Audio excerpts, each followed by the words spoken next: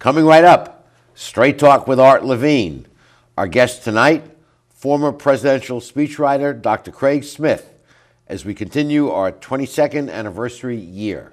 Straight Talk is brought to you in part by the Port of Long Beach, a leader in international trade and environmental stewardship. And the Press Telegram, your local news leader for over 100 years. And Scan Health Plan, for your health and independence.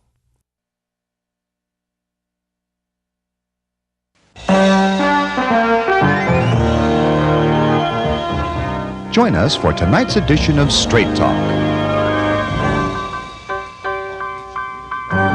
And now your host, Art Levine. Good evening and welcome to Straight Talk. This is the first show of the 2014 season. We're delighted to have as our guest for the entire show, former presidential speechwriter Dr. Craig Smith. Craig, welcome back to Straight Talk. It's good to be here again, Art.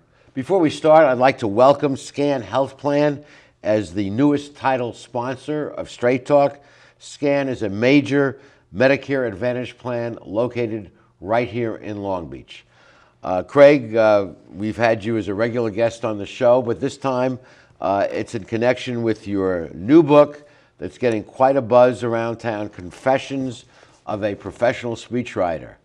And you review your distinguished career, and we'll be talking about it in tonight's show. Let me ask you first about your internship at CBS and coverage of the '68 elections. That kind of got you started in this track. Well, I was very lucky because I was at Penn State University at the time working on my PhD, and my committee told me that for my dissertation on the conventions, I had to go to the conventions. And so I was trying to find a way into the conventions, and CBS had a graduate internship open, and I applied for it, and I got it. And so that's how I started working. And the first convention was in Miami Beach. It was the Republican convention that nominated Richard Nixon. It was a fairly non-controversial convention. And we went from there to Chicago for the 1968 and all hell broke loose in Chicago. All hell broke loose. Mayor Daley made mistake after mistake in terms of trying to contain demonstrators, flushing them out of the parks at night so they had nowhere to sleep. They got out onto the streets. This was the anti-war movement. Yeah, this was the height of the anti-war movement in 1968. Eugene McCarthy was one of the nominees. George McGovern was a potential nominee, but it went to the Vice President of the United States, Hubert Humphrey.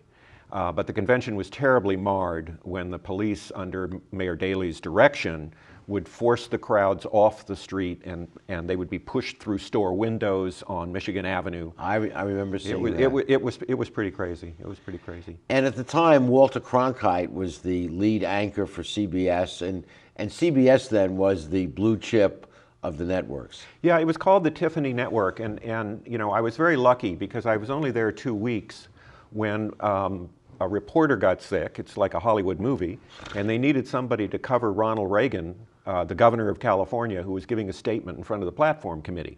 So they said, does anybody here know Ronald Reagan? And I said, well, I'm from California. So I went over and I covered the story. And that night on the evening news, Walter Cronkite used the piece. And then he came out of the anchor booth, came down where we were working in the convention hall, and he said, who wrote the piece on Reagan? And I raised my hand, and I thought I was going to be chastised. and he said, but you're not one of our regular writers, you're not in the union. And the floor boss said, well, we're in Florida and there's no union rule, so we used him. And Cronkite said, well, I'm still uncomfortable with it, so promote him to writer. And so suddenly, from graduate intern, I never took a course in journalism, I was a writer for CBS News. I was moved out of my Fleabag internship, many roommate hotel, into the Sheraton Four Ambassadors with a suite of my own, with a kitchen in You it. were a writer now. I was a writer now for CBS, so it was wonderful. And for Walter Cronkite. And for Walter Cronkite. Who was the most trusted person in America. Yes, and he was a wonderful person. The other thing he said, I kept saying sir, and he said, please just call me Walter. He was a wonderful man, wonderful to work for. And so you caught a break, and your talent came to the attention of Walter Cronkite. And tell us what happened then. Well, I think it's why you want to get a communications degree, because that makes you adaptable to different situations. But CBS then brought me back in '72 to cover the conventions. I did election night with them. I did inaugurals with them. And so I had a nice experience consulting with CBS before I became so politically involved that they couldn't use me anymore.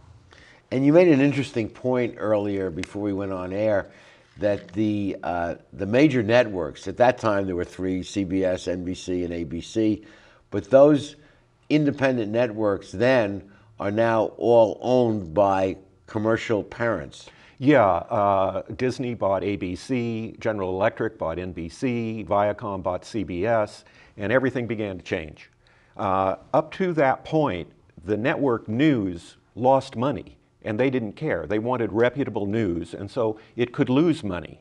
And I remember William Paley, the then head of CBS, saying, we make a fortune on our shows, All in the Family and Lucy and all, and this is our way of giving back to the American people, a first-rate news operation. And they had bureaus throughout Europe covering world affairs. Yeah, it was wonderful. And then corporations took over and said the news has to be profitable.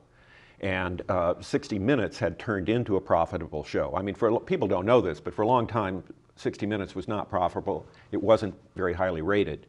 But it kept moving up every year, and then it made it into the top 10, and it began to make money, and that set the standard. And then made a lot of money. Made a lot of money, yeah. And still does. Yeah.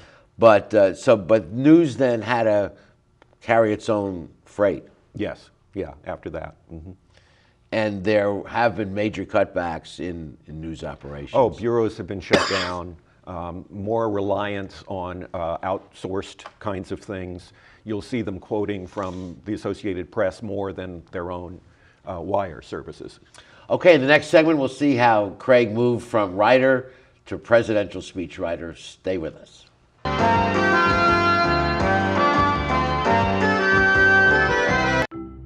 At the Port of Long Beach, we're not only delivering jobs, smart ideas, and forward-thinking environmental initiatives. We're also delivering opportunity for all of Southern California. Oh, and a clearer horizon line. To learn more, go to POLB.com, the Port of Long Beach, thinking outside the docks. Hello, I'm Jessica Hardy, a proud Long Beach native and a member of the USA Swimming national team. Having spent much of my life in water, I've developed a deep appreciation for the valuable role that this precious resource plays in our lives. In recent years, California's water supply has become unreliable. To address this reality, Long Beach residents have dramatically reduced their water use through permanent lifestyle changes. In doing so, Long Beach has made itself a leader in water conservation. As I work hard to achieve my personal goal of qualifying for the 2012 Summer Olympics, I encourage you to continue your tremendous efforts to use water in smart and responsible ways. So join me and your fellow Long Beach residents in strengthening the water conservation movement. By making small but significant changes in our water use habits, together we can ensure that we have a reliable water supply for many generations to come.